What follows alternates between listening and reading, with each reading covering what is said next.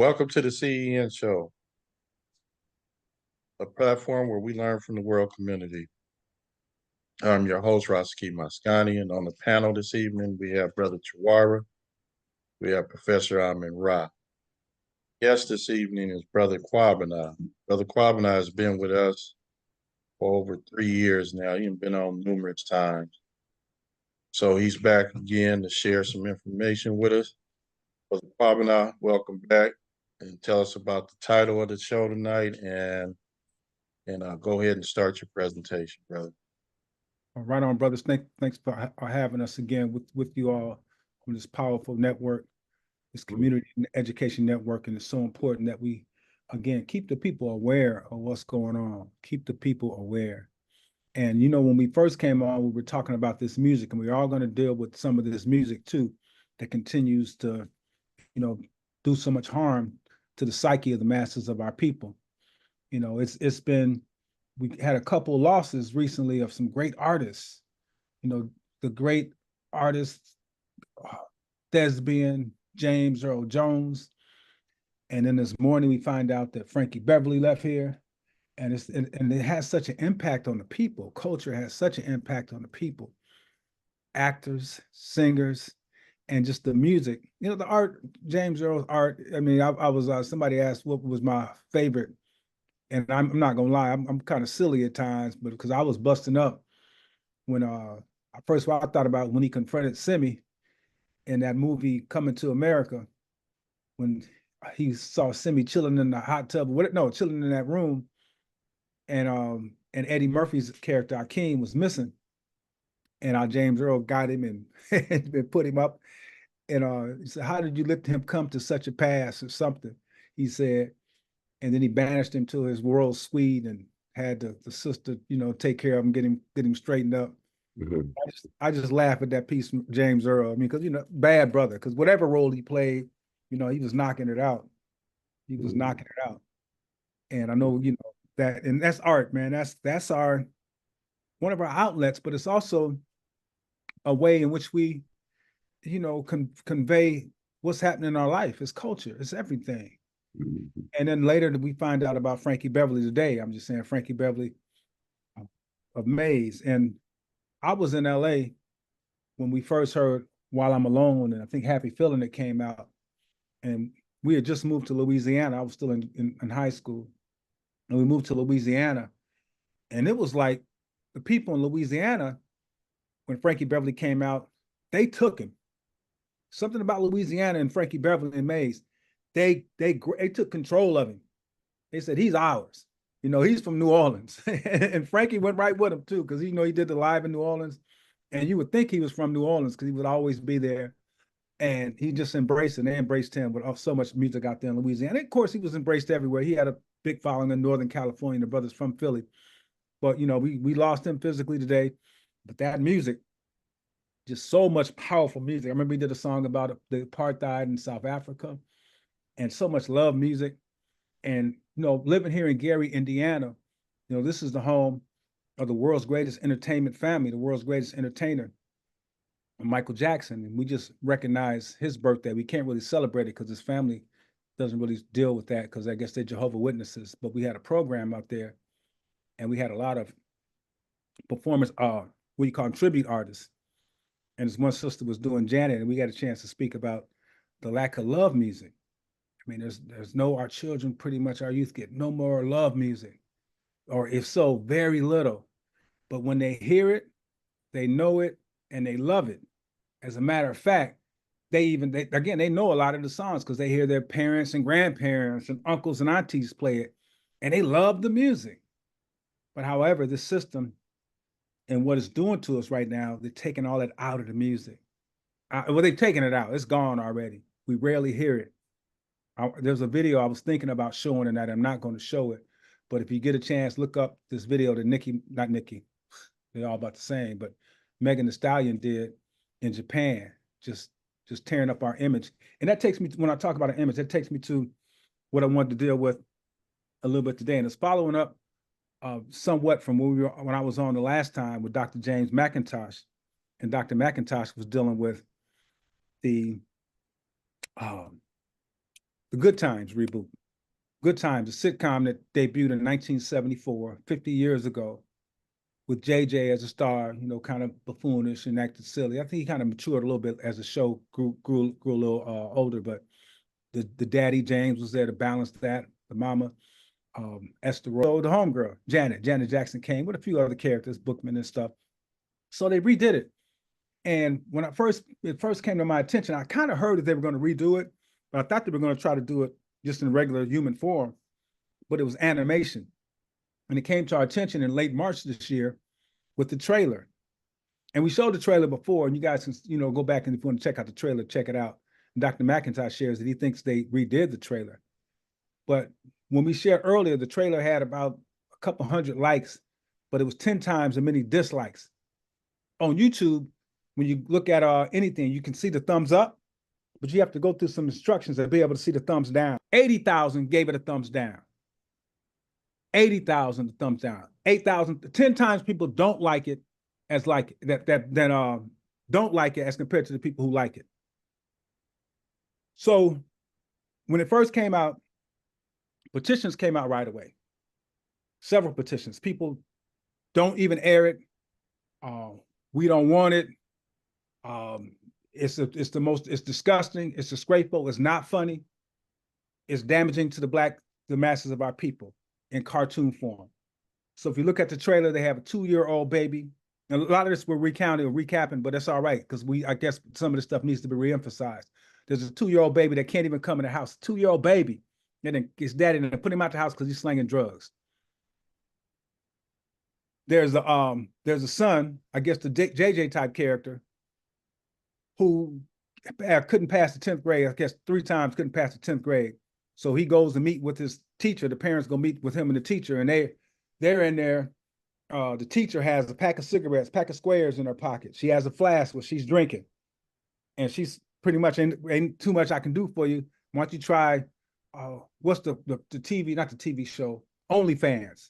It's like a semi-type exploiting yourself type, semi-porn type show. Let him try to do that. Take off his shoes. Let me see his feet. She wants to see his feet size. This is in the trailer. Shootouts in the trailer. They're in the high rise. Like Good Times was here in the Chicago area in Cabrini Green projects, high rises. They got high rises and they got like flats and townhomes out there. The high rises are gone. And this is supposed to be a reboot, a more modern day version. But the high rises, this is just north of downtown Chicago, and they are gone. They have been gentrified. That area's been gentrified. There are no longer any high rises there. However, in this cartoon, they jumped on a trailer, or we jumped on a trailer because I work with CMOTAP. And CMOTAP out west is brother LeGrand Clegg, attorney LeGrand Clegg, which you all have had on the show previously. He's part of CMOTAP West, and we got Sister Betty Dobson, who's the founder. She's in Akron, Ohio. Akron? No, she's not in Akron. She's in not Canton. One of those towns in Ohio. They got a bunch of them that size. It'll come to me in a minute where she is in Ohio, and that's where they have CMOTAP chapters. So, but right away they jumped on it. They start. Dr. McIntosh, the bad dude, he started analyzing and showing the effects of this. There's even a scene because I didn't see this in the trailer. There's a scene where the father is they got him depicted like a gorilla, with the small cranium and the wide mandible. They got him pictured like that in there, again, showing the image of Black people as being ugly. They got all the sisters in there with blonde or different colored hair, showing that self-hate and not hating themselves. N-bombs are dropped all throughout the cartoon. B-bombs, calling the sisters bees, all in the cartoons. Twerking constantly in this cartoon. And so he points out a point. The guy has to get a CNI dog, or not a CNI dog, a PTSD dog. And the daddy so don't know what's going on. So he sees the name on the tag says PTSD. And so he calls the dog, Psst. That's the name of the dog, is Psst. So he brings the dog home. The mamas don't want it. She says, ain't but one bitch in this house. That's what she says. And there's to a point now where they get ready to have sex, and she has a dog in the house, torturing the dog, and the man's doggy styling with her. And that's shown in the trailer. They got that shown in the trailer. And Dr. McIntosh caught that, and you could hear the thumping, boom, boom. And they show his face again with like the silhouette of a ape-type face. And there's a woman. This is shown in the trailer. So this is produced. I'm gonna try to show this who it's produced by here. Can you all see this? Can you see this? You can see it. Okay, so it's produced by, this is one of the recent meetings we had in late August. We've had a subsequent meeting too. But it's produced by, man, Stephen Curry, Norman Lear, who's no longer here physically. He left here at the end of last year. He physically, he died. Seth MacFarlane. And Seth MacFarlane does Family Guy and some other stuff. And I shared this before, I got to share it again. So Seth MacFarlane, especially since NFL season just started, and some of us be trying to watch these double headers. So, you know, I was born in LA. So in LA, I'm always used to I'm like Fred on Sanford and Son when you talk about NFL action on Sunday morning. When Esther wanted to come over there and do Bible studies, no, that's when I watch NFL action on Sunday morning on TV. Out here, it come on a little later, it come on at 1 o'clock. And so we catch it, it comes on 12 o'clock. So by the time that second game is on, if you didn't 8 or something, you might get sleepy or whatever. Now they even do later games. So I fell asleep on the second game of several years ago, only to be awakened by Family Guy, produced by Seth MacFarlane, unbeknownst to me at this time. But there was a depiction, and you can see it down here on the left, at the bottom left. You may be able to see it if you look closer.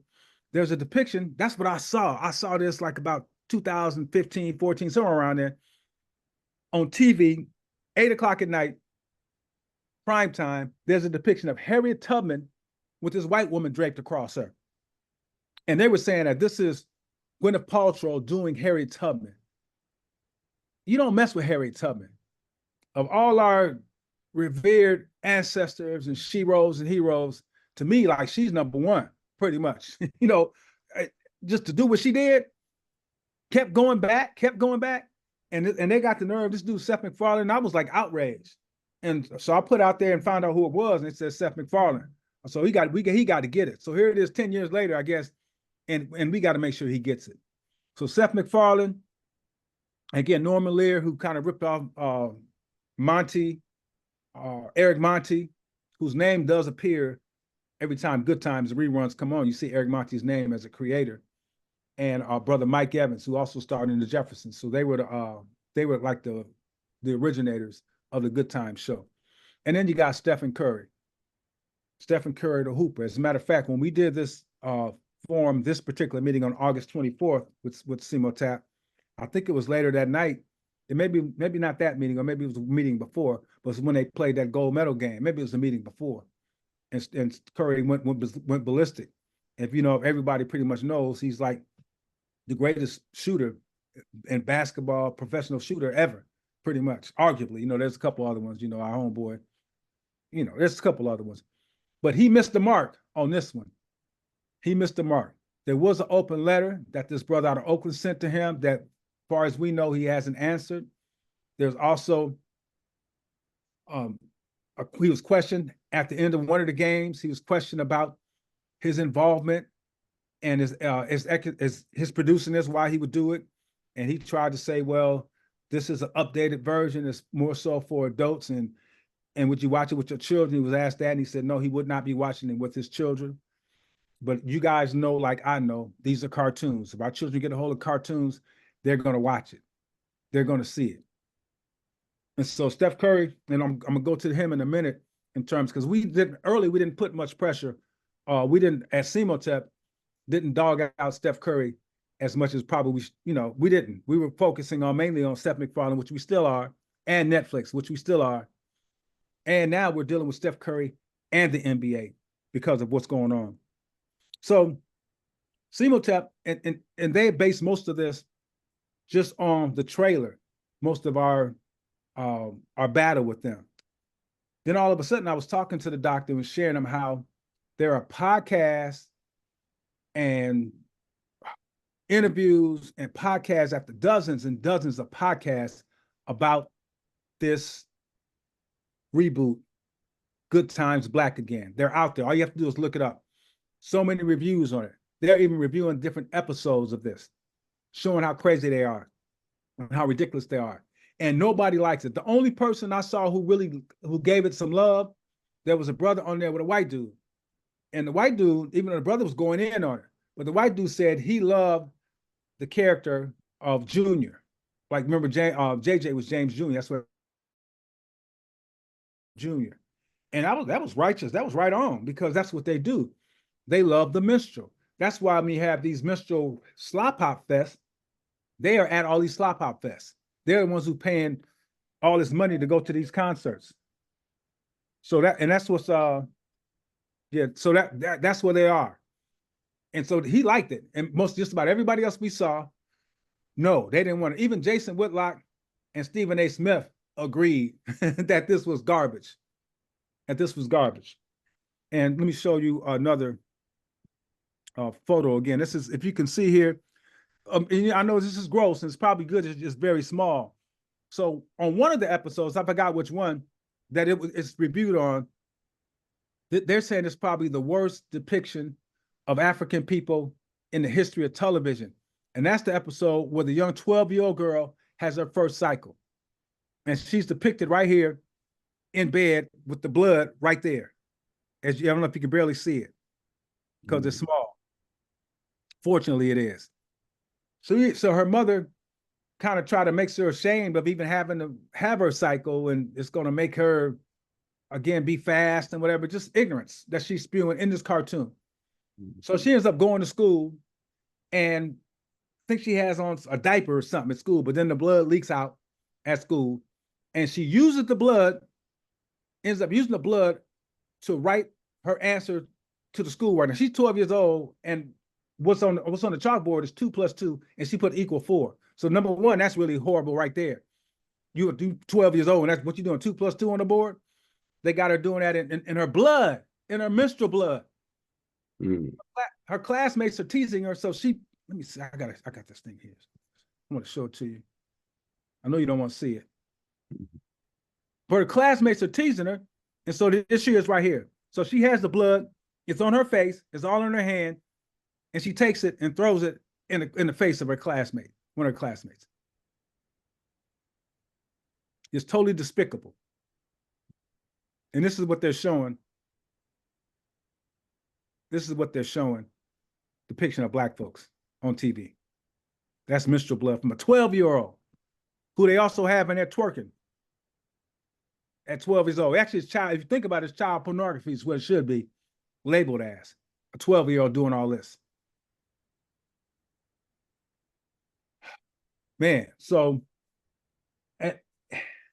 in one of the episodes that we found out also, they're showing that same, it was a trailer I mentioned earlier that we saw the guy, the daddy, I'm saying, and the mama, and with the dog they're watching. But when we had our last meeting on how we're addressing this issue, Dr. Max showed a clip of that, of the mama and the daddy in the room with the dog, and they were about to get busy, but the language was in French. The language was in French. So they are showing this in countries, places all around the globe, because Netflix is global. And these depictions of our people are dangerous, but they don't care. They do not care. So how are we going to deal with this? How are we going to address this? So I say this also because I mentioned the dozens and dozens of trailers and the people who reviewed each episode. They're still out there, but you won't find nothing past May. You won't find anything past May. And CMOTAP did share with us. They said that we may have to spend a little time dealing with this, because just like Netflix probably figured they would do, they figured they'd weather the storm, especially when the people were like really not with it. And they thought they weathered the storm, because again, the mass outrage about it, or the mass protests against it, has waned in May. That was it. And so we know that we're going to have to continue. This is going to have to be a campaign to deal with this. So on June 5th, we met at the offices. The headquarters is near San Jose, but we met at the offices of Netflix in New York City and also in Los Angeles on Sunset and Vine, right by the Hollywood Freeway entrance. We were there. It was a nice cadre of brothers and sisters. We had former Black Panther, brother Harold Welton. You guys, I think you guys have Harold on the show too. He was out there with us. One of my classmates, man, from elementary school, my brother showed up out there. He was out there with us. Brother LeGrand, brother Tabidi, yeah, brother Pat, Papa Pat, just a few other people who were out there demonstrating and protesting, passing out flyers and talking to some of the employees who were there. And so that's what we did on June 5th. In New York City, they were on Broadway out there. I don't have the address in front of me, but their headquarters is on Broadway. And as you know, New York City, Manhattan, that's the main street out there. And they were at Netflix also. They had the UNIA was out there with them. People from CEMOTAP, people from the December 12th movement was out there. And they were demonstrating again, pretty much simultaneous, even though they're a few hours ahead of us. But they got there, some of us got there early out here. And so we held pickets, we had our signs, and we demonstrated at Netflix offices, telling them to get this crap off the air. Get it off. So then so what do we do next? We sent them letters.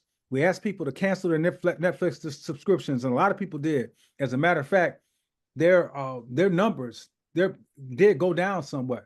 And you know, these people, they won't give you credit when they do that. When we talk about the music, it was 10 years ago, 2013 and 14, that whole year, we demonstrated outside the first Black-owned McDonald's in the country on 66th and Stony in Chicago, because they were one of the major sponsors of the Kill Black People pornographic music played to our children on radio stations, WPWX, which is Power 92.3, a Crawford broadcasting station. In Crawford, they play conservative talk and gospel music all around the country. But when it comes to the African masses, the young African masses in Chicago, it's vile porn music that they play. And so we demonstrated there. And McDonald's is one of the major sponsors. And as y'all know, this is how they make their money. That's why people go after sponsors. We also were targeting WGCI, Clear Channel, iHeart Radio. iHeart, who does the Black Information News Network, which is crazy. On the one hand, they're giving us music, targeting our children, telling them to kill each other and dropping N-bombs on them. And on the other hand, they're telling us our news, what's important in our news. So we were demonstrating there, and McDonald's was one of the major sponsors. I'm telling you, if they did 3 commercial sets an hour, McDonald's was in 2 of them. Now, and not too long after that, after we stopped, you rarely heard, maybe they still kept their commercials, but they played down. It was a lot less that you heard on those stations. And they didn't give us credit, but we know what we did has an impact. And so we're saying it will have an impact. As a matter of fact, when we talk about things that we must do, we got to deal with the sponsors. We did the demonstration. They got subsequent demonstrations that are scheduled, that are coming up. We wrote letters after we canceled our Netflix subscriptions. We wrote letters or called them, let them know why. We also were told or asked to share all this information with our civic organizations, with our groups, on podcasts like this, on Community Education Network, and let everybody know what's going on and make them aware of what's happening with this. And so that continues. We did an article in this newspaper, African World News, and this is a newspaper, African News World, I should say, out of St. Louis, an organ of the Universal African Peoples Organization. Brother Zaki Baruti, good brother, out there. And so the article was dealing with Netflix, Stephen Curry, and Kyrie Irving. And so why Kyrie Irving? Kyrie Irving, bad future Hall of Famer basketball player also. A couple years ago, he decided to share, just in a tweet, share information about this documentary he had saw about whatever documentary about it. Offended some people. It offended some Jews, some Zionists, and they went in. He just shared a tweet about a documentary he saw. I guess he recommended it or something, and they went in. He was made to apologize. He had to pay a fine. He was suspended. I mean, he went through, as y'all can recall, holy hell. There was this dude who played at Miami. He said he was playing a video game. What's his name? He's a center. You might remember his name. He said the word kite while he was playing the center, playing his game. He got frustrated. He got suspended. They fined him big time. I remember when Hibbert, he called somebody a fag. He got fined. Kobe did the same thing. He got fined. Their fines were like $25 and $50 to $75,000. They got fined for that. But M-bombs are spewed constantly at NBA basketball games. As a matter of fact, when you think about Kyrie Irving, the only time he ever got thrown out of a basketball game is when they were playing the Lakers and Dennis Schroeder was playing, and he told Dennis Schroeder, stop dropping, don't call me that. Don't call him no N. And so they kind of got into it, whatever, and the refs threw him out the game. He shouldn't have been thrown out the game for that, but he got thrown out the game. The only time he ever was thrown out of a basketball game. But back to this tweet and what happened with him and all those things that happened to him. Yeah, we got Stephen Curry. He produces this. He's executive producer. Why is the NBA silent on him? You crickets. You hear nothing about this. Again, we had that one little press conference where the brother asked him about that. And I think this is offensive. Don't y'all think this is offensive? They got rappers again also just having to trying to shoot at the little 2-year-old baby. The baby, little baby, and the baby. They're depicted, this is in the trailer, shooting at the little baby for drug territory. You know, the mama gives him, when he does sneak in the house to go visit, the mama puts a Glock in the diaper of the baby before the baby leaves for the daddy gets home. Puts a Glock in his diaper, wants him to protect himself. Mm-hmm. This is in this cartoon. So what we decided to do, and my article, we talked about how, and I think we talked about this before too, when they were getting on Kyrie Irving about 3 things the NBA can do to stop all this hate. Start finding these players, give them a little grace period, and start finding them for dropping in bombs.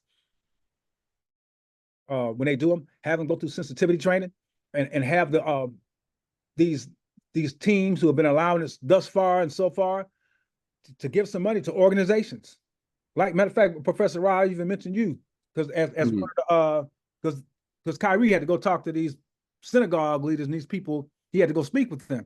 We said we need artists to talk to people like Professor Amon Ra. You know, talk to people like, huh? I said, Asante for that. Thank you for saying. Oh man, right on, man. You know, appreciate you. That's why people like Marimba Ani and our other elders who can really let them know why it's not cool to be spewing its own self-hate and the issues with self-hate and how that word's associated with it. So they need to talk to them. They need to go have meetings with these players and pay them $500,000. The Nets, because Kyrie was playing for the Nets at that time. $500,000 is what he had to pay as a fine. He was supposed to pay that to the ADL, but I think the ADL didn't accept it. However, they took the $500,000 from the Nets owner, who, by the way, happens to be tied into the ADL also. But they took the $500,000 from him. And so we're saying, man, he was the highest paid player in the played payer. You know, dyslexia coming at me.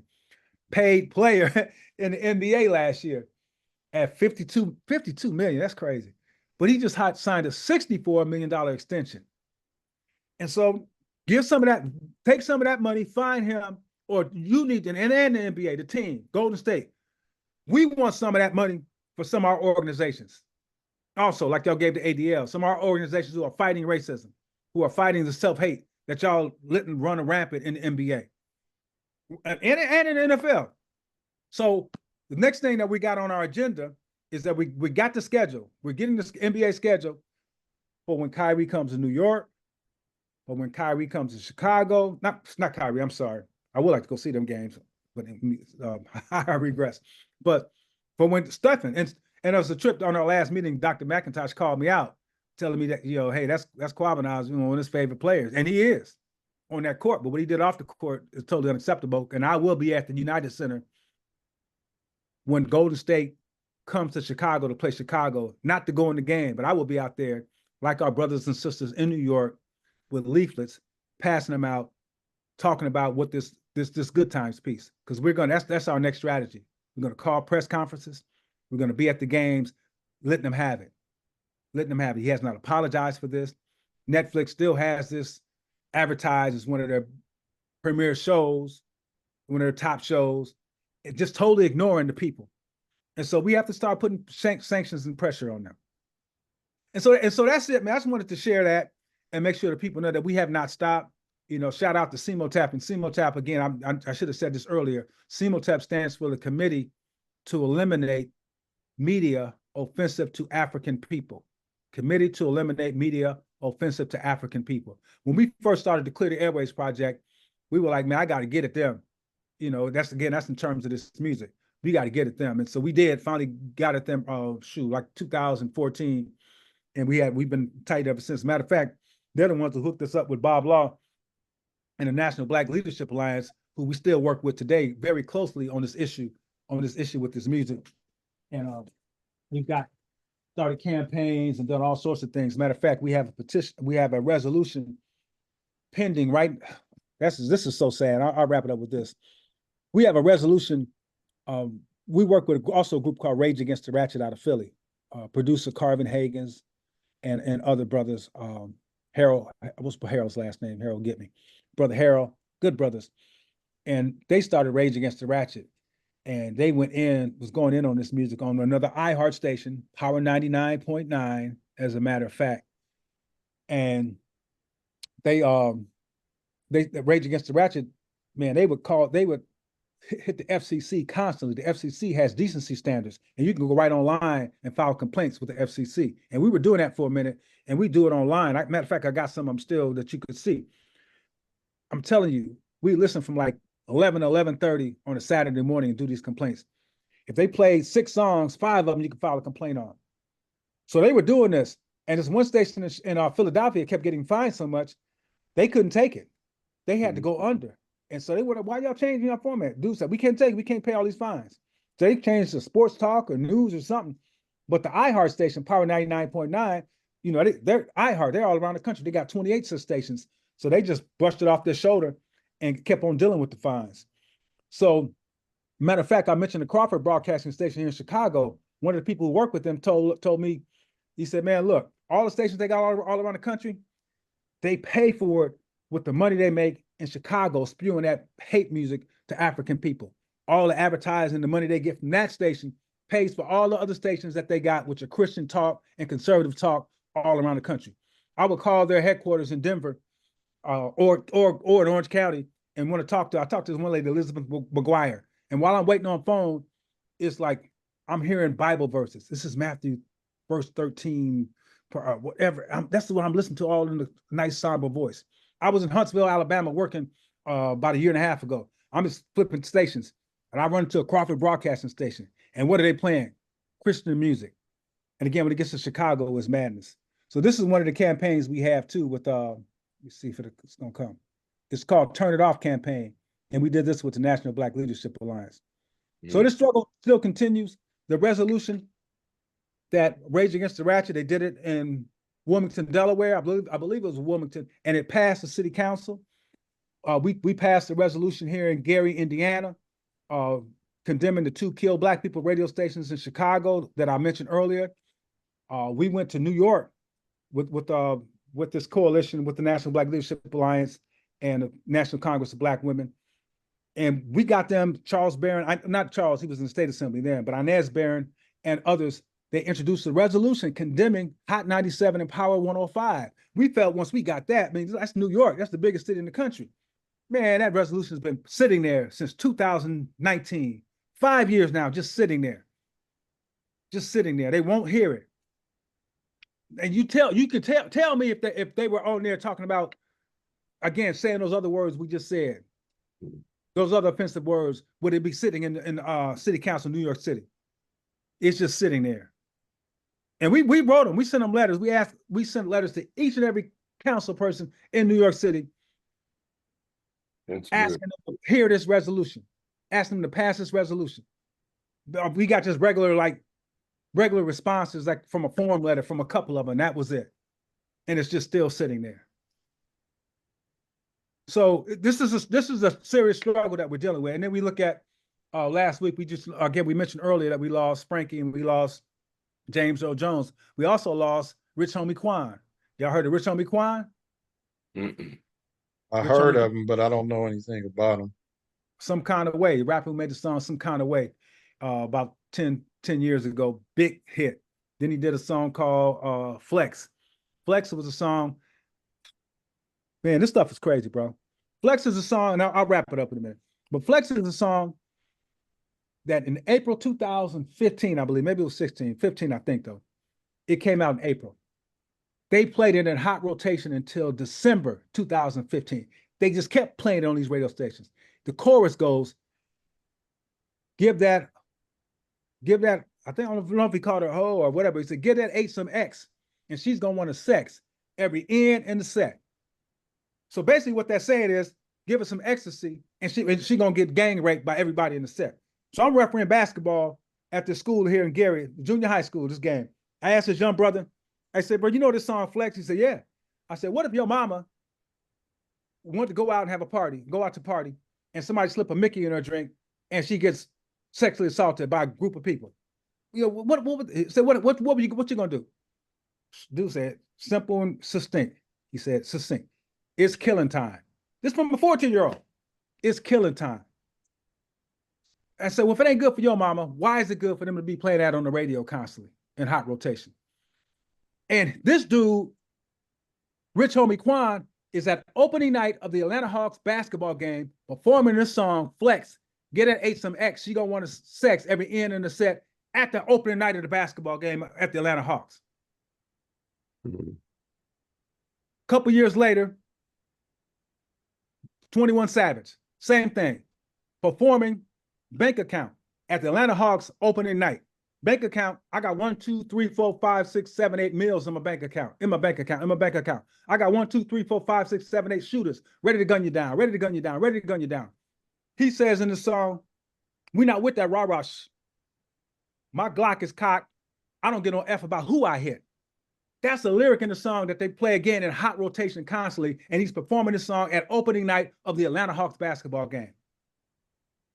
So just this past week in Gary, Indiana, this sister, her last name was Tidwell, driving through the city on the way to go home and make dinner. She got 6 children. She gets shot. Some knuckleheads just shooting at each other. They Glocks were cocked. They didn't get no F by who they hit, and they hit her and killed her.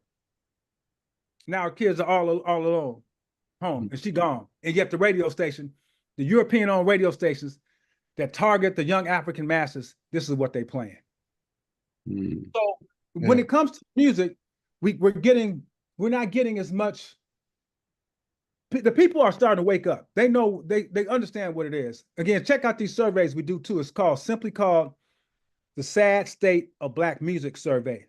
Just look it up when you get a chance. Sad State of Black Music Survey. We asked people 3 random questions. I was just in Michigan this past weekend, and I asked these 2 brothers at the hotel, and one brother, as I was asking, what the questions are: the percentage of music that you and your peers listen to that drop the N-bomb, that call our females B's and H's, our sisters, our mamas, our girlfriends, and that encourage us to shoot and kill each other. And their answers in Detroit this weekend were like about 70%, 50%. But when it comes to the killing, oh, so that's damn near 100%. And one of the brothers said, oh, but that's calculated pretty much. And I was like, yeah, you're right. It's calculated. They know exactly what they're doing. So the people are waking up. However, we didn't get the pushback against these beats like we did on this Netflix piece. When you see 8,000 thumbs up and 80,000 thumbs down, that means that the people don't want it. But this is not a spectator sport, so we need people to join with us as we continue this campaign to really address Netflix and deal with them. So this is a struggle that we have, but it's affecting us all around. When I look at Tyreek Hill, what happened to him, we know why that happened to him. They look at him as an end.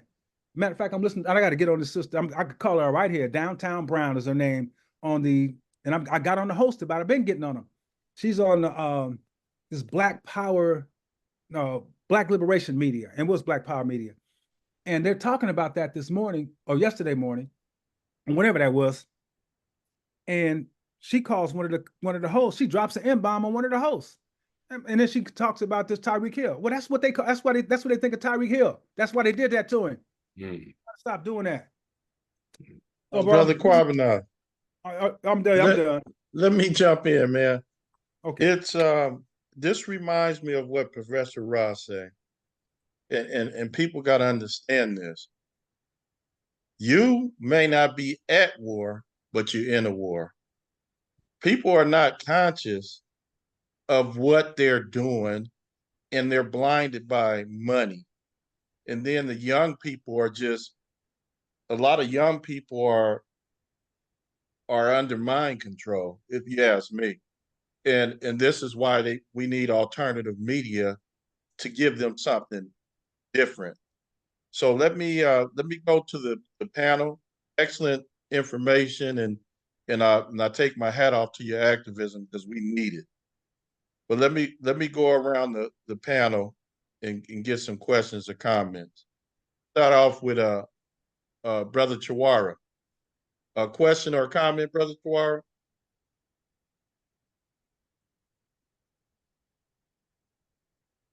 Are you there? Okay, I'll come back to Yes, I'm here. question or comment. Yeah, oh, wow. It's disgusting, man. Plain and simple. We're at the point now where really, the horse is dead, We can't keep beating this dead horse, We're still here, we're alive, we're conscious. The brother made a point and stated it very clear and plain what they're doing. And they've been doing it. It's not a new thing that they're doing. It's a part of their core energy. I think they do this, and as you say, 3 times the amount of people, 3 times the amount of people were against it. 10 times. 10 times the amount was against it. But the point being is they don't really care. Michael Jackson said it. They don't care about us. I mean, it's a time now where we can't just look at the fact that they're doing this and that's what's causing the problem. They're not only doing that, they're feeding our people the foods that are shutting down their intelligence. So when you and I and the brother go out here and sees what's going on and try to bring our people up to speed, our people are not up to speed with it because their minds have been shut down because the chemical in the foods that they're eating, the denatured, the non-nutritional food that they're eating, and then many of us are suffering from sleep deprivation, from malnutrition, and from dehydration, and that's affecting our brain. So if our brain is affected, guess what's going to happen? Our minds won't function properly because our minds need a healthy brain in order to function as a healthy mind. And so what they're doing, they're using sociological experiments to take them and us into their next stage of oppression. What has to happen in my belief system, in my knowledge system, is that we need to create our own everything. And those who will come forth of our people and partake in a more wholesome programming, in a more wholesome foods, and and wholesome, and we have our own platforms to spout the truth and to make the programmings that we know our people need to have, and we need to be able to also be a people that give to our people without looking for a return. A lot of us, we're corrupt with that colonialist mentality of selling everything. We don't want to give we don't do philanthropy amongst ourselves. We don't, and there's many of us that have a world of wealth, not just financial wealth, but they have knowledge wealth and business and economics, and they got the wealth of knowledge and stuff. And I think some of the things that's stopping those people is, like you say, they find them, these exuberant amount of money, and they just don't want to lose what they feel they have.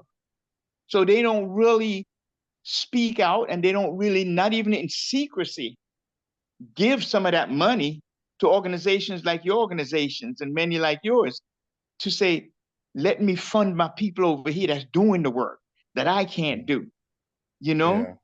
All the Yeah. Oprah Winfrey's and all these different peoples that are out there, So for me, man, I'm doing what I can do, and I just won't speak on what I'm doing.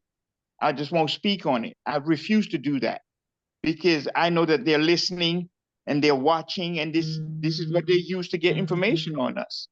Platforms like this, community education network, they go, okay, what kind of education you giving the community? What kind of information? Who's on this? Stuff like that. I'm aware of these things. That's why the Brothers in 60 says the revolution would not be televised. So I'm here as an observer, and I'm walking in the footsteps of those that came before me. I'm not on their shoulders any longer. I'm in their footsteps. I'm walking the walk, and I'm taking it from where they stopped at. All right. Yeah. So that's my thing. All right, brother. I love what you're doing, brother. All right. Thanks a lot, Chihuahua. Brother Ahi. Yes, brother, I'd like to thank you for sharing the information that you have this evening. The work that you're doing is important in these times when perception trumps fact. And I really appreciate that. And your fight to monitor what the mass media is presenting to our young people and some of my older folk who buy into this foolishness. But I remember years ago, I thought that rap was just something that was going to come in, and it was just a fad, and it was on and on. And then when it made that transition into using a lot of foul language and what I consider to really be unacceptable, with the NWA and the Miami people sexualizing the music and belittling our women, and the way they refer to it, even now to today, our women to refer to each other. They're just promoting that type of foolishness. So my question to you is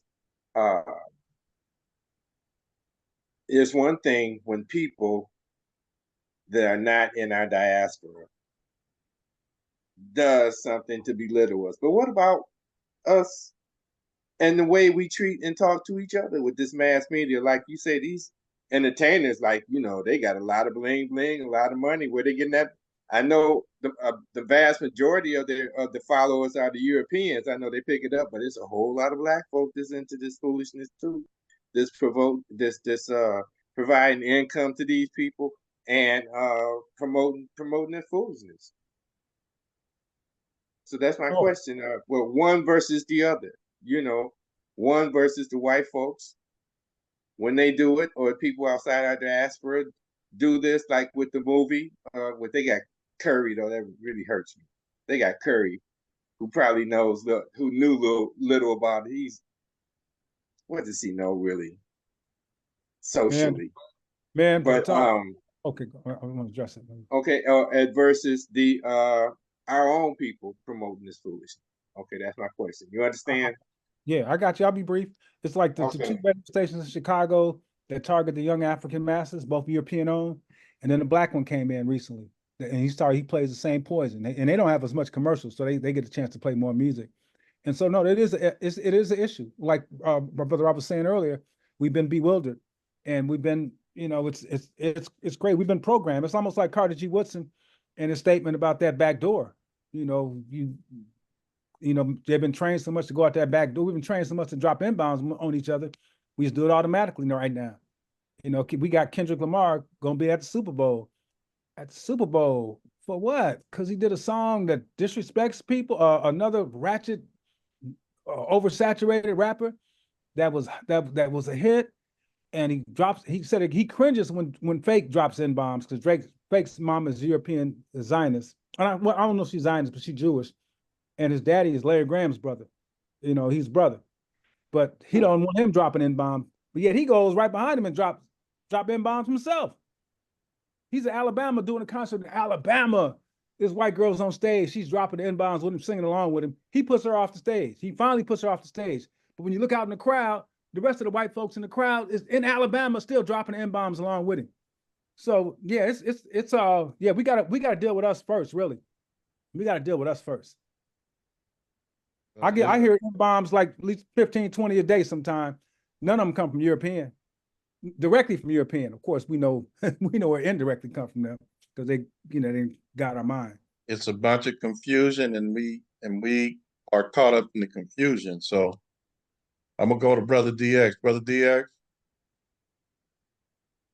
Yes, assalamu alaikum, brothers. Like salam. Hotep, Faragani. Right. Man, Kwabena, man, that is probably one of the most profound, man, like, thank you so much. 3/4 of our people perish, not for lack of righteousness, but lack of knowledge. And man, it kind of really, I think about like the stories of the brothers who always fighting, like Cain and Abel and Esau and Jacob. Like even with us, like we fight with our brothers, and I'm truly seeing that even though there are people who have our complexion, who have, our gene in a sense, they not us. And even to the regard, like I'm hip hop. Like I'm hip hop to the day I die. And I comprehend what hip hop is because that's my era, that's my people, that's the culture that I knew and understand certain things. So, I know that the when it switched and how it switched and why, because it got hacked, just like a lot of things. But hip hop is used as a culture to teach us, as a culture that we have our own language, that we have our own way of speaking, we have our own dialect and how we communicate from the gangs, from the streets, from our experiences, from our education. Many of the rappers and these entertainers are educated. They got degrees, just like the NBA and the NFL. These dudes went to college, but we got to understand too that they handpick like CIA. They interview their mamas, their daddy. They follow these boys from high school. They pick them out like cotton field niggas. Excuse me, but I use that word. I think it's a term of endearment for me and my people. Nobody else can really say it or use it, but it does come out from me. I apologize. I don't want to disrespect. It's the most disgusting, despicable, dangerous, well, demeaning there's word a history. in a history of English or any other language. Hold on. Before you go there, I was on the platform. I wasn't disrespecting nobody. But the etymology of niggas is a lordship of the earth. It is niggas. It is Negus. The pronunciation is negro, negrita, nigrato. It is the royal lordship of the earth as a bloodline. The misconception is the Europeans have taken it and turned it into, oh, it's evil. If you read their dictionaries, they'll tell you everything is bad about you. Everything. Even our culture. Everything that we do is supposed to be bad. It's supposed to be negative. Even if we did with Luke, what he did was able to do was allow us to speak what we wanted to say on record. They went to the whole Supreme Court and got freedom of speech rights for hip hop. So yeah, they might have used it in a perverse way, but that was a part of the culture that people accepted. We still got strip clubs, and plenty of us have enjoyed them, and we enjoyed the music when we was in them. This is not a war that many of our people are even prepared to even know they in right now. For the ones of us that do, we on the front lines, teaching, educating, doing these petitions, to calling people, doing what we got to do to make sure we got some future for our people. Yeah, So my and hat's off. You know, I'm gonna leave it at that. let me interject something. We have established here at the Community Education Network that we're not going to use the word. Why? Because it has been whatever happened to the word before it was derogatory. It's derogatory now. So we just decided not to use it. Anybody want to use it, they can, but we're not going to use it here. And that's just how it is here. People do what they want to do, but we have to draw the line in the sand somewhere, and we're drawing it, and we're not using that word. So I'm gonna move on. Hey, Brother can Mashenda, and real quick though, go ahead. It's like I had a conversation, Professor Rye, you might know Dr. Ernie Smith. Oh yeah, Lil Ernie. Yeah, There's two of them. One was a pediatrician. He made his transition. Lil Ernie was I graduated from Irvine. He was a professor at Cal State Fullerton, and now he's at Drew Medical. He was, I think he's retired part time, doing that. But I know you're talking about Ernie. He helped promote the term ebonics along with Robert Johnson. And he did a lot of research on that N-bomb, on that word back in the day. And we appreciate his research. We had a good conversation with him and got his book and read some of that. My mother used to work at Drew, and I came to Gary one time. And I appreciate the work KRS-One done and all that history. But like my professor, like Brother Rawson County said, that's not the context that is used today. My brother was on here with us, y'all. You know my brother Straw. He shared this thing. He said, when these Africans meet their demise out here today, what do you think the last word they hear? Is it their name? Is it brother? Is it man? Or is that N-bomb dropped on them? And when we ask that question, most everybody say it's either that's the last word they hear or that's the last word they call. 10,000. We've been averaging over 10,000 homicides of African people since this decade. So I understand what you're saying, bro, but no, that's the most despicable, disgusting, dangerous word in the history of English or any other language. That's what I'm saying. That's why it's so powerful. It's put fear in the hearts of men because that's who we are. All right, Brother Mashenda, we're gonna move on. Brother Mashenda, oh, he left. All right, Professor Ra. Appreciate what's been said, if I understand correctly. First, I want to just compliment all the work you've been doing, brother. Yeah, I mean, you just the research, bringing it out.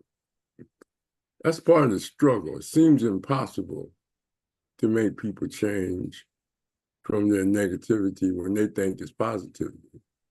But you got to continue the struggle. And the first struggle is with yourself and your own contradictions.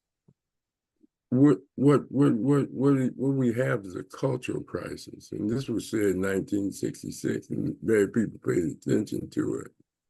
But that's what Dr. Karenga was trying to bring forth in the Black Congress, along with the Panthers and all the other Black organizations that were members of that. I was with YMTD, Young Men for Total Democracy, and but at the same time, people didn't understand culture and its definition as far as, because they thought it was just food, song, and dance, with the European. They say, oh, that's Black culture, Black culture. No, culture is deeper. It's a philosophy of life that your culture comes from, your value systems, your ethics. That's why we go with Nguzo Saba, the 7 principles created by Dr. Karenga. The bare minimum, unity, Kujichagulia, umoja, unity, Kujichagulia, self-determination, and Jima and Ujima, cooperative economics, and, working in Jima, working responsibility, Nia, purpose, and Imani, faith. And those are just a value system. What you have is a problem that a lot of the stuff that they're saying, N-words and what you call bizarre behavior, half the women that are singing are performing with G-strings on. There's no more Dionne Warwick and Ella Fitzgerald class when they go out. It's about performance. They used to say some of them don't even be singing. They just be out there dancing and half naked and pantomiming their own record. You have a crisis, a culture crisis, whereas most of these people that are participating in what Kwabena is bringing out is being American. If you go back and you study your history, Europeans been doing this to themselves, and sometimes we follow them. The wildest, they used to have white groups biting chicken heads off, and what they call it, heavy metal, and things of this nature. And then they slowed it down, and there were secret messages in the music and things of this nature, satanic stuff. It's a struggle because you got to have a sense of monitoring and supervision and teaching ethics and values. Nation of Islam is a good example of that. They don't eat pork. They're supposed to not eat pork, even though there's wiener schnitzels and hot dog stands everywhere at ball games and everything else. They don't eat pork because it's a part of their religious culture. And, they're supposed to be polite and nice and this and behavior. It's the same thing with this struggle. Kwabena, you're doing a phenomenal job. You're taking on a big monster when you're trying to change people's behavior, because the only thing that people have to change is you can force people to do things. That's why the Europeans have laws that limits people in doing certain things. We can't punish people for what they do. All we can do is point it out, educate it. They wouldn't even let the Native American punish white people, but the white people will punish the Indian, because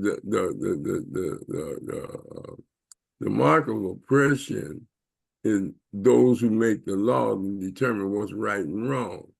And to them, whatever sells is right. We can go back in history, and you can see when our parents grew up, they thought we were wild. You understand? When they did their dances and music, and then we came along, we did ours. It's not nowhere as provocative and problematic as what Kwabena pointed out. But they thought, Red Fox, Richard Pryor, we can go all the way back. Pygmy, Martin, Moms Mabley, all of them we used to listen to. They use profanity, they use the N-word, they use this, Eddie Murphy, and all of them make millions of dollars. They just gave Snoop Dogg $500,000 a day to be at the Olympics. Nobody said that. Hip hop did it. They want every young kid to be like him, and he's selling weed, got weed farms and probably other kind of dope, as well as doing Crip Walk on national TV when he was in the Super Bowl. He was up there dressed in all blue doing the Crip Walk. Most people don't even know it unless you know their culture, because they made that type of behavior a culture. They want to call it hip hop. They call it gang related. Even for a little while, kids were putting designs in their hair. Remember, they go to the barber shop and put their scent in their hair. It's a phenomenon, because the European is teaching them this and rewarding them for this. How do you get on the radio with this type of stuff? How do you make movies without big financing? We can't even make a movie. You understand? We can make a film, with our phones and things, but I'm talking about with the advertisement, put it in major theaters and things of this nature. But if you have a cultural consciousness and you monitor your children and monitor your own behavior, because if Kwabena is talking about what they're doing to our children, you should see the adults that twerk. You should see the adults that's running around using the N-word in front of their kids as soon as they're born. this little end. You know, I mean, it is deep. Having babies by gang members, and the gang members putting tattoos on the kids, and oh man, it's a phenomenon. But that's our struggle. Like I said, we first have to struggle with ourselves and come to terms with it. And what Kwabena is doing is providing a platform of education to try to teach some the harmful effects of it.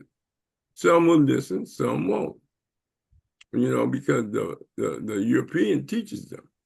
And whereas we have divorced ourselves from his teaching, we're critics. You understand? We're critics. And just like Brother DX, you know, it's a phenomenon that the Bible was translated at the Nicene, wrote at the Nicene Conference by white people. And then it was translated by King James, a white man. And then brothers and sisters read it as if it hasn't been corrupt. And everything they touch is corrupt. Everything they do is to mess you up, divide your mind, and bring decadence to you. Look at this guy that had a rich guy that just died in prison. Had all the prince, the kings, the politicians at his house with young girls. You know, Bill Cosby got caught up in it. You know, I mean, it's if you ain't got a value system, like, hey man, I come up in the street. I mean, I came up hustling, dealing, and doing all kinds of stuff to make ends meet. But I had a transformation, and I made sure my kids didn't do it. And I had to stop. You understand? I had to stop being the problem. You understand? By not correcting them. You know, they don't use that word in my house. You know, they don't. We look at each other as sacred, and we have ethics and values that we have to perform. So I'm just saying that the solution to a lot of this is to come up with a way of life, a philosophy that's going to be hard to change because there's so much seduction, reward for these people that act the way they act. How you get a next flick to put on something like that? You understand? And then people say, well, at least they got black people talking the animation and they making money. Like money.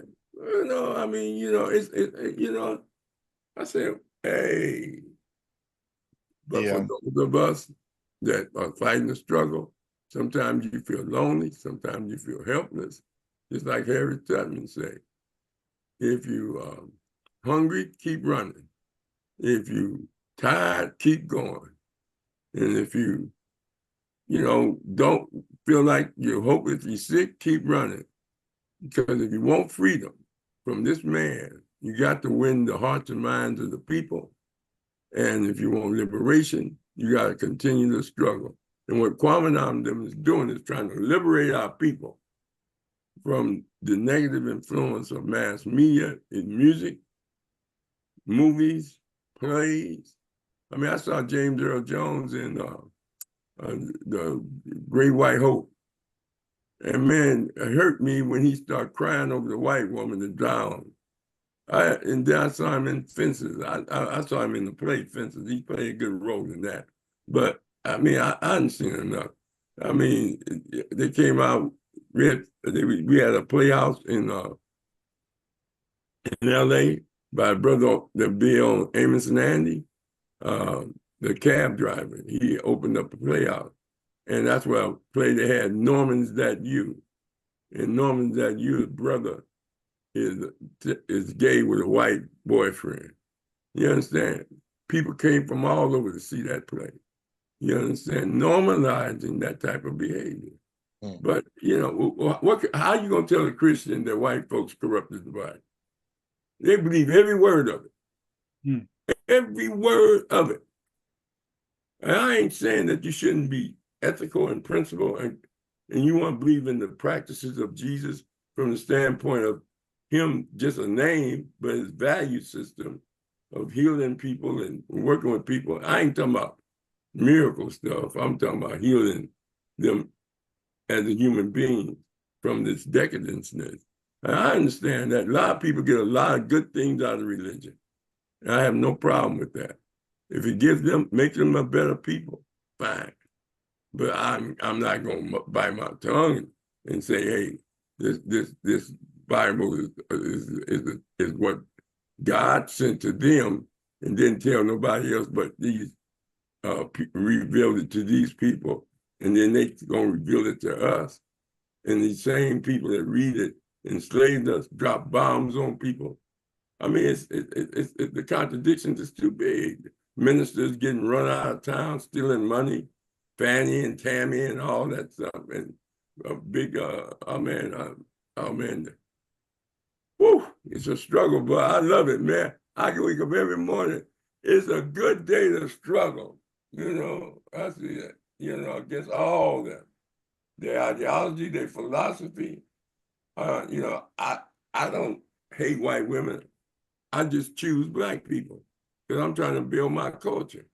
You understand? I don't know, you know.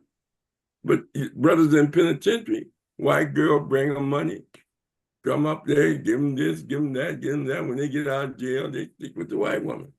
White sister in the project, white man, be her sugar daddy. What can you say? You understand? He taking care of the kids, giving her money, paying her rent. She can do what she want with her welfare check. You know, all she had to do is lay up with him every now and then. Hey, what can you say? I mean, we got to look at it from a realistic standpoint. Your struggle, Kwabena, is one of the most challenging struggles that we have, because you're trying to change minds and trying to open up eyes to see the subliminal seduction and influence that the mass media has on our people, and who control it, just like they control the Christians. You know? It is weaponized in this war for them to stay in power, to keep us out of our minds, and the things that we just accept. It's just mind-boggling. Brother Kwabena, exceptional work, man, and hey, keep doing it. You keep coming on here teaching, and I'm with you. I take notes all the time. Yeah. Yeah. We with you, bro. I'm thinking about tweeting all these fools and doing our little work over here too, bro. Thank you for the info, man, for bringing it to light. You know, they've been dropping these all this subliminal stuff from the cartoons of Bugs Bunny and all that for a long time, bro. Where you at, DX? So Where you at? in Atlanta. That's right. That's right. You're in ATL. And so one of the things that we're gonna do, and we're gonna ask others too, we're gonna get that schedule. Man, hit this fool up, man. Come go to the games with these leaflets, man, and pass them out to the people. Let them know what's going on. Call a press conference. Yeah, give me where you got the leaflets on a website. How can we help? They're not made up yet, but we'll get them made up and get them. We want to probably do the same one that we're gonna do in New York. Have the same one. Have that consistency. That'd be powerful. Have that consistency. If you got a leaflets or like a newsletter, what y'all putting forward, you know what I'm saying? Man, let us participate, you know. Rasuli, did we get he to make any comments yet? Yeah, he spoke. Okay. Okay, well, look. Well, and I know you're running, but just real quick. So the alternative is here. I mean, I was thinking about the song "Believe" from Dead Prayers. They talk about what you're eating and talk about getting off the drugs and all that. I was thinking about Malik Yakini. This is a brother Yakini out of Detroit that just was instrumental in opening up this co-op, this food co-op in the hood around the people. And so the people are doing things, and one of the things real quick too that we must do. Well, while we're getting the alternative, we also have to deal with this attack on us, this war that's on us. We got to address it because again, our people are dying, our people are losing their minds, and we got to address it. So that's part of why we do what we do. And tomorrow, like on Friday nights, we do this conscious hip hop show and classic funk show with Mellow Extension. And because we love that music so much, the music is so beautiful. Like I said, we're gonna do nothing but Frankie Beverly and Maze on the Mellow Extension part this Friday. That's why we do what we do, because we know our potential. We're not our potential. Well, we know what we have created, and we can and still being created now.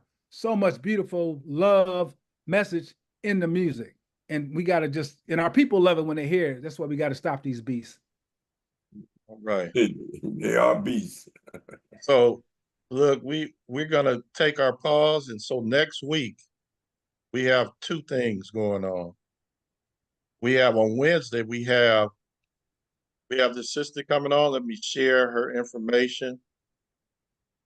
And we talking about excellent life story. Sister Nicole Nick Simpson, and her book is No Salt to the Corner Office. And basically, it's a autobiography, and she came through some of the worst conditions to rise to the top in her field. And just a beautiful story and heartfelt story. And so she'll be on next Wednesday. And then we're starting a new series, and everybody should check this out. It's Message to the Black Diaspora, new podcast series. And our first guest is Dr. Maulana Karanga. And the information will be on the website where you can see it. And that's happening on Tuesday. But we won't be having Conscious Corner. Conscious Corner be extending its showmanship to that, and Professor Ra's a part of the series that we're starting. So can't wait for that. And we're really putting more, not more, but we're paying a close attention to what we're about to do next as far as a collective. So appreciate Kwabena coming on, doing what he normally does, which is educate us about what he's doing and much needed work. And Brother DX, Ahi, Chawara, we got Brother Mashinda, he left, but he's always here. I appreciate you guys. Storm too. They got a storm down there. Yeah, they got a storm in Louisiana, so we don't know if the power went out or not. But look, my people right there in Morgan City and Houma have been all in the news, man. That's where Geronimo was born. My daddy's still out there, so they dealing with it. Last I talked to him, they maintain it. It's crazy though. yeah, these weather, yeah, that's something that we got to contend with. So we're going to take our pause. Professor Ra, any last words about next week? No, that's the 17th, right? 17, yes. Okay, we're gonna have Dr. Maulana Karanga on, talking about the Black Power movement. That 1967. 1967, called by Adam Clayton Powell, and this relevancy, or what the relevancy that it has on the day, and should there be another one called the Black Power. Oh, okay. Well, appreciate everybody. We're going to take our pause, each one teach one in Conscious Corner. Everybody continue doing what they do and make sure it's constructive, like Brother Neely Fuller said. All right. Have a good evening. All right.